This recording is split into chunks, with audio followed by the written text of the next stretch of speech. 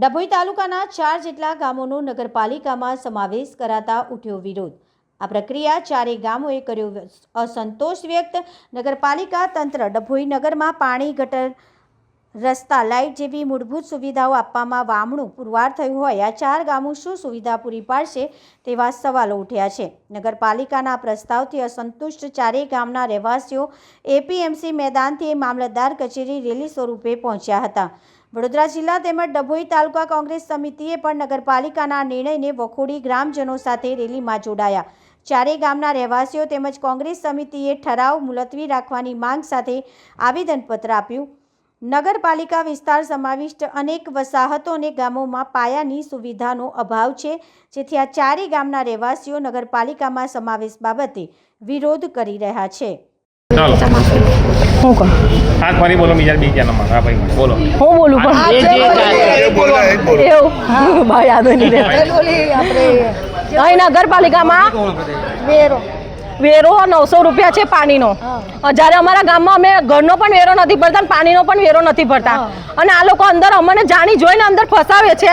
ગામનો સમાવેશ કરવા માંગે છે, મરજી કોઈની પૂછી નથી, ગામની નહીં કે ગામજનોની નહીં કે સરપંચની નહીં, અમારે અમારા 4 ગામનો કોઈ સમાવેશ કરવો નથી નગરપાલિકામાં। હા, બધા મજૂરી કરીને જ ખાય છે, એક વેરાનો એમને 100 રૂપિયા રોજ હોય છે, એમાં બધું પૂરું કરવાના વેરા કઈથી ભરશે?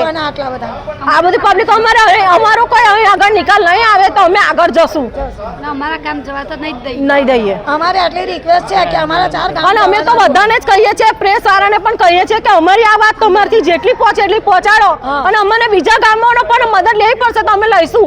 અને આ સરકાર અમે જો લાયા છે ને તો અમે પાડીશું પણ આ સરકારને, એમની તાકાત છે અમારામાં। અમે ભાજપ લાવી શકતા હોય તો અમે ભાજપ પાડીશું પણ, અને આંદોલન કરીશું, અમારું ગામ જો જશે ને તો। ગામ ટીમ્બી પટેલ સુનિલ સરપંચ શ્રી બોલી વાત કરું છું। નગરપાલિકા દ્વારા 4 ગામોનો જે સમાવેશ કરેલો છે ટીમ્બી, કજાપુર, તરસાના, એ દરખાસ્તને અમે અસંમતિ આપીએ છીએ, અને નગરપાલિકા દ્વારા ગ્રામજનો અને સરપંચ સભ્ય ચૂંટાયેલા અને જાણ કર્યા વગર જો આ દરખાસ્ત જો કરવામાં આવી હોય તો આ દરખાસ્તનો અમે અસ્વીકાર કરીએ છીએ। એના સંદર્ભમાં આજે અમે અહીં આગળ પ્રાંત મામલતદાર કચેરીએ અમે પ્રાંત સાહેબને આવેદન આપવા માટે આ રેલીનું આયોજન કરેલ છે। આ નિર્ણય જો માન્ય નહીં રાખવામાં આવે તો અમે 4 ગામજનોએ ધરણા કરીશું, આંદોલન કરીશું, રસ્તા રોકો કરીશું, જિલ્લા કલેક્ટર જઈશું અને ગાંધીનગર પણ જવાની તૈયારી છે અમારી। નગરપાલિકામાં એવું છે કે 51,000 પબ્લિક તો ઓલરેડી અહીં આગળ છે જ, એમને જો પૂરતી સુવિધા, જો પાણી, ગટર યોજના, આ જે પૂરતી વ્યવસ્થા જો અહીં ગ્રામ પહોંચતી ના હોય તો આ 4 ગામોને કેવી રીતે પૂરી પાડી શકશે? અને નગરપાલિકાને આજથી 30 થી 35 વર્ષ પહેલાં આ વસાહતો છે, આજે એ વસાહતોનું જો પાણીનું બિલ બીજો નગર નિગમને જો ભરવું પડતું હોય તો પછી અમારા આ 4 ગામોની હાલત કેવી થશે? જે રીતે ડભોઈ નગરપાલિકા દ્વારા 4 ગામો સમાવેશ કરનારો નગરપાલિકામાં જે નિર્ણય કરવામાં આવ્યો છે એ નિર્ણયના વિરુદ્ધમાં અહીંયા 4 ગામના સરપંચશ્રીઓ, ગામના સૌ વડીલો, યુવાનો અને માતાઓ, બહેનો સહિત અહીંયા એમનો વિરોધ નોંધાવવા માટે અને આવેદનપત્ર આપવા માટે અહીંયા કચેરી ખાતે આવ્યા છે।